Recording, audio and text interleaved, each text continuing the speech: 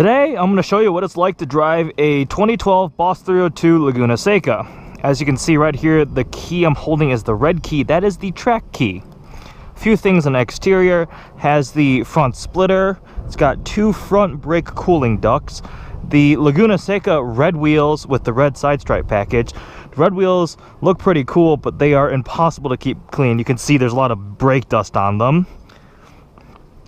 In the back, it's got the different aero package, so I have the larger pedestal rear wing and then the Laguna Seca badge on the actual trunk itself, which is pretty cool.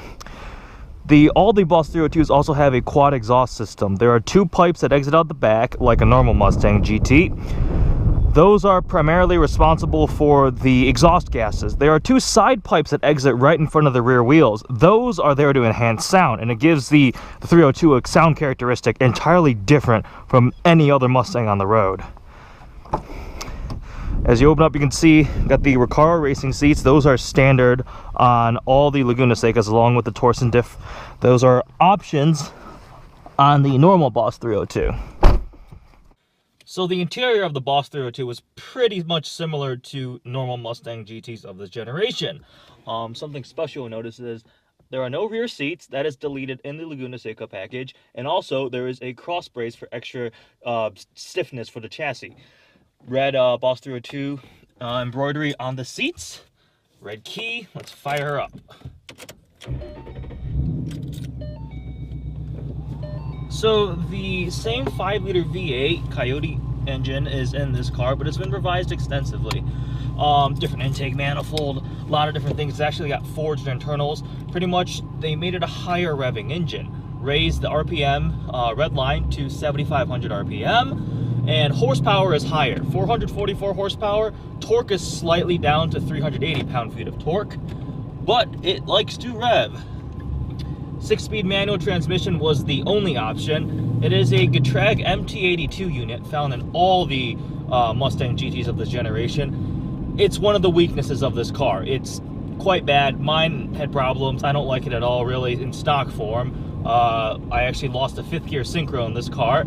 Got a built one with treated gears and synchros and heavily upgraded that can handle a ton of power. That's in here now with different fluid, and it's just miles better than the stock transmission. Something else that's special to the Laguna Seca is this right here, this performance cluster. On the left you get pressure, oil pressure. On the right you get temperature. In the middle is this little computerized data tracker thing. It shows you lateral G's, longitudinal G's, 0 to 60 timer, quarter-mile timer. It's a really cool little thing that the normal Boss 302s do not have. They got rid of this for the 13 model year also.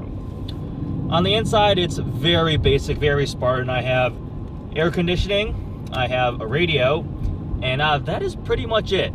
There really isn't any leather. It's just Alcantara, cloth. The bucket seats, as I mentioned earlier, the Recaro bucket seats are actually really comfortable.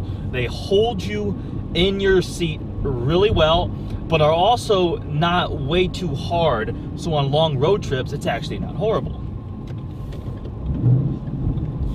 Let's get out of the neighborhood. They removed a lot of the sound deadening in this car, so it is quite loud. You get some gear noise, you get road noise, tire noise, but you do hear the engine noise a lot better.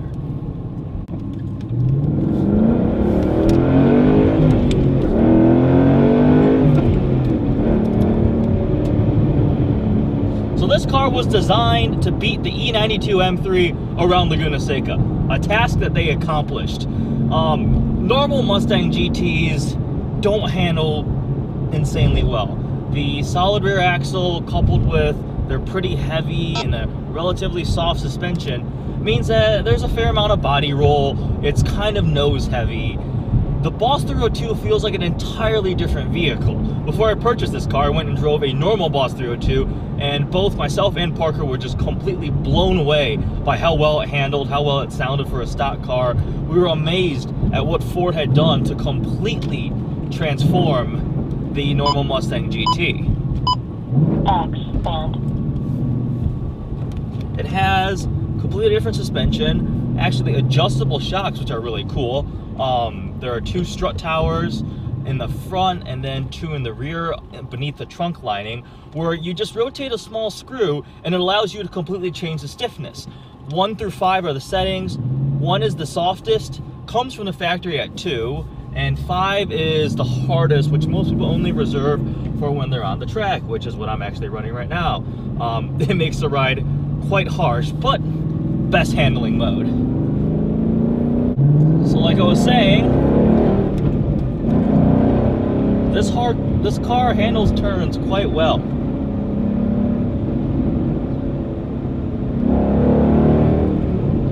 It is pretty neutral. I mean, it does not feel nose heavy, and you can point it. Again, it's not a very small car. It's not light. I wouldn't say it's nimble, but it is pretty fast, and it is definitely fun to take through the corners. Very different from a stock Mustang GT50. What you do sacrifice is the interior comforts. I mean, the GT50, even with the premium, it'll come with leather seats. They're heated. You got navigation. This has none of those things. You get the Torsen differential, you get the brake cooler, there's a transmission cooler, higher revving engine, more horsepower than the stock one. It's a lighter car, wider tires, more advanced suspension. All these add up to make the Boss 302 one of the best handling Mustangs ever built. I would argue that it was the best handling Mustang up until the latest Shelby GT350 came out, which kind of blew it out of the water. It's a similar type of principle. It's kind of the spiritual successor to the Boss 302. High revving, naturally aspirated V8 engine, rear wheel drive, advanced suspension, 6-speed manual transmission. It is a good and fun combination.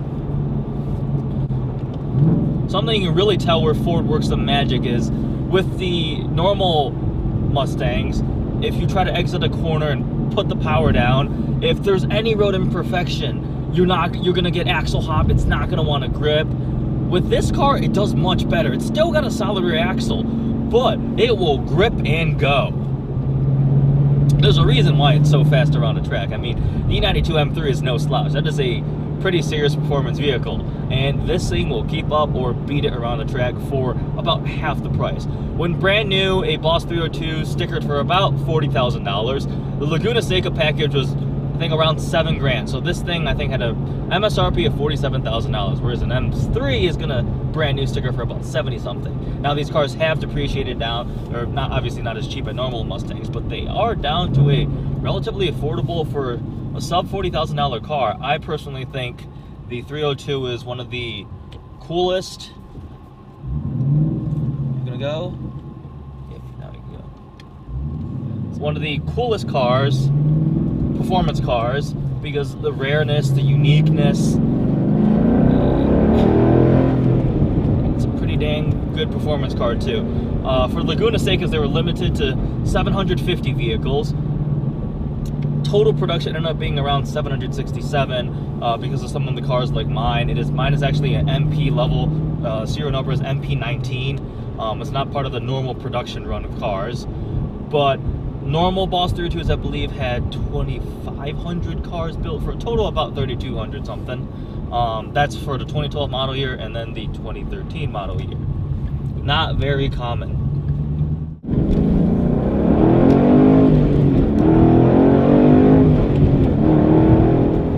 So as I mentioned, this car, I'm running the track key right now, the red key. The Boss 302 came with 2 separate keys.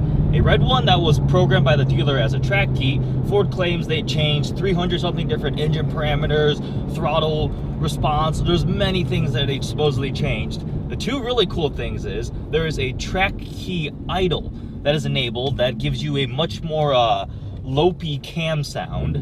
And then the other one is that it has launch control, 2-stage launch control. You set it up, put the clutch in, give it the gas, and then drop the clutch, and it has a predetermined RPM setting that you can change yourself. So you can launch it from 3,000 RPM, 4,000 RPM, 5,000 RPM, whatever you want. Pretty cool for the drag strip. Now, this Mustang wasn't designed like the normal Mustangs. Normal Mustangs, you know, blah, blah, blah, they can only go in a straight line.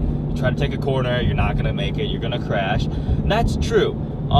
Like the Shelby GT500, I mean, they're certainly crazy fast in a straight line, but then when you make a turn, it just didn't seem very happy about it. It did not want to do that. This thing loves turns.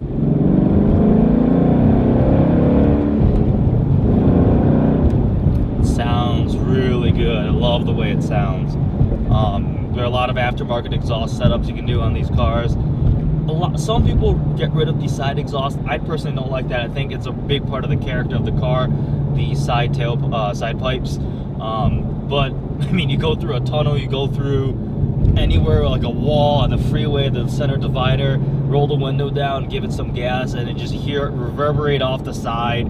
The side exhaust with their little restrictor plates, if you take those out, it'll pop, it'll crack, an overrun. It is a really good sounding car for being a stock vehicle from the factory.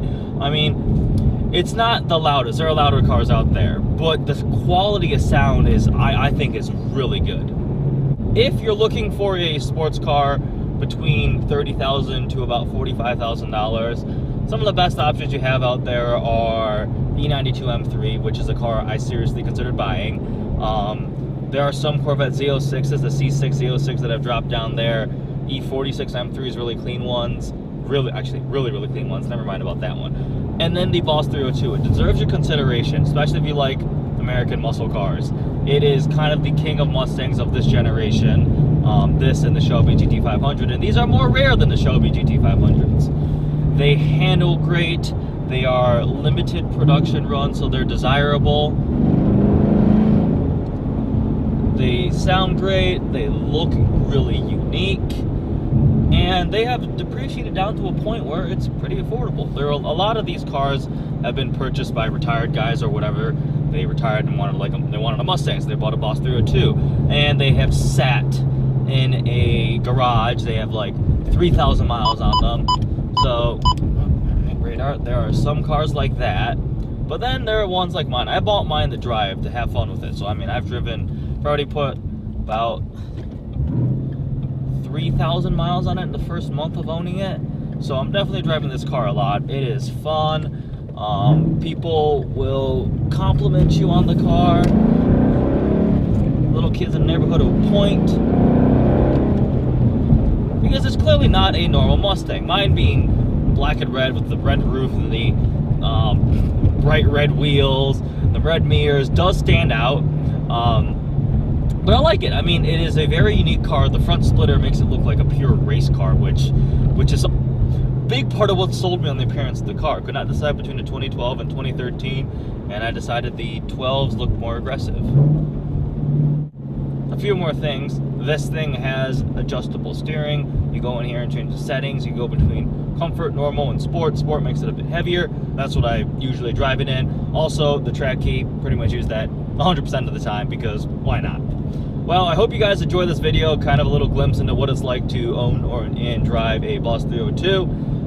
Like always, please browse our channel and subscribe. Look forward to seeing you guys next video.